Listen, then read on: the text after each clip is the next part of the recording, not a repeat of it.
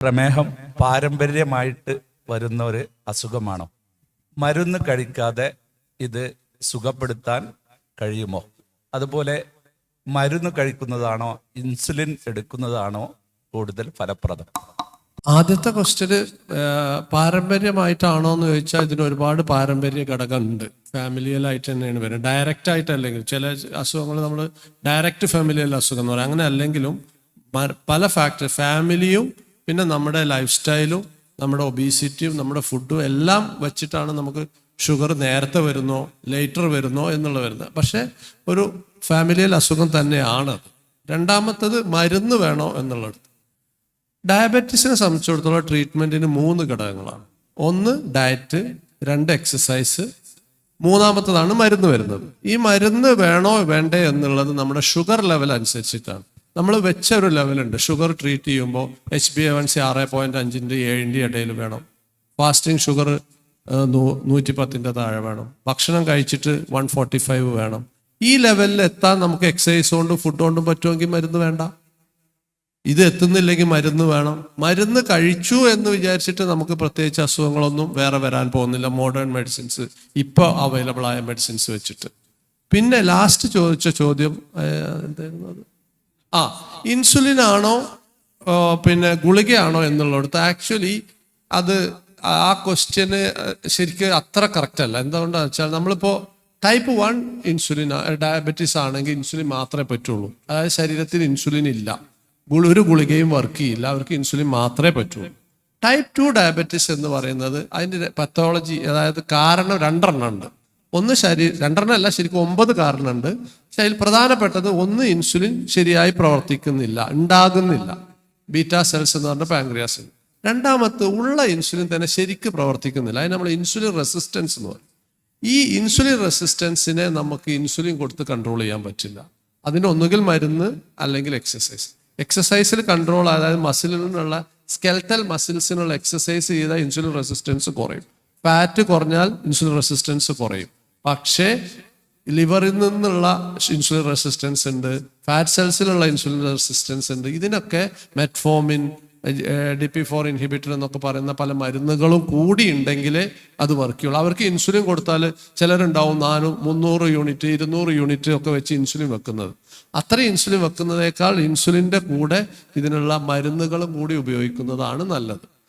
അല്ലാതെ ഏത് ഇൻസുലിനാണോ ഗുളികയാണോ നല്ലത് ചോദിച്ചാൽ നിങ്ങളുടെ മൂത്ത കുട്ടിയാണോ രണ്ടാമത്തെ കുട്ടിയാണോ നല്ലത് ചോദിക്കണ മാതിരിയായിരിക്കും. അത് രണ്ടും നമുക്ക് ഒരേ മാതിരിയാണ്. ഞാൻ വേറൊരു ആംഗിളിൽ പറയാം. ഇതിപ്പം എല്ലാ ഡയബറ്റീസ് രോഗികളെയും ഒരേ ഗണത്തിൽപ്പെടുത്താൻ പറ്റില്ല.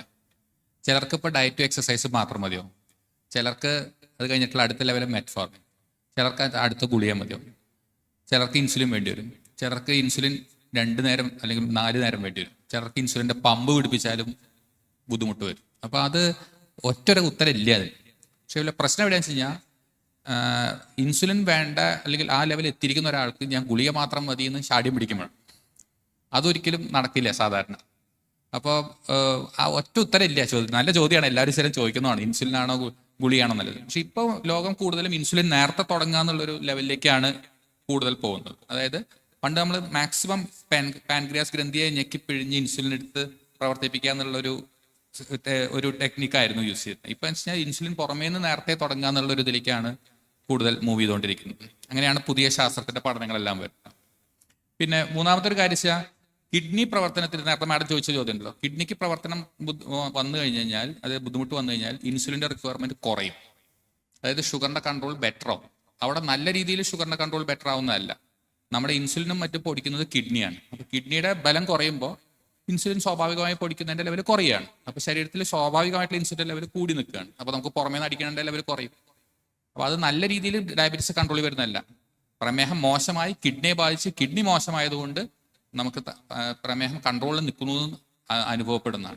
ഏതൊരു അസുഖത്തിനും 2 പ്രിൻസിപ്പിൾസ് ട്രീറ്റ്മെന്റിൽ. ഒന്ന് മോഡിഫയബിൾ റിസ്ക് ഫാക്ടേഴ്സ് ഉണ്ട്, പിന്നെ നമുക്ക് അൺമോഡിഫയബിൾ, അതായത് നമുക്ക് ചേഞ്ച് ആക്കാൻ പറ്റുന്നത്. അതാണ് ഹെറിഡിറ്റി. അത് നമുക്കൊന്നും ചെയ്യാൻ പറ്റത്തില്ല. അത് നമുക്ക് ജന്മനാ കിട്ടുന്ന, അതിൽ പടച്ചവൻ തരുന്നതാണ്, അതിലൊന്നും കളിക്കാൻ പറ്റുക. മോഡിഫൈ ചെയ്യാൻ പറ്റുന്ന കാര്യങ്ങളാണ് ഇവരെല്ലാം ആഡ് ചെയ്യുന്നത്. അത് ഒരു ട്രീറ്റ്മെന്റ് ബേസിക് ആണ്. ഇൻസുലിനാണോ ഗുളികയാണോ നല്ലത്? ഒറ്റ സെന്റൻസിൽ ഉത്തരം പറഞ്ഞു തരാം.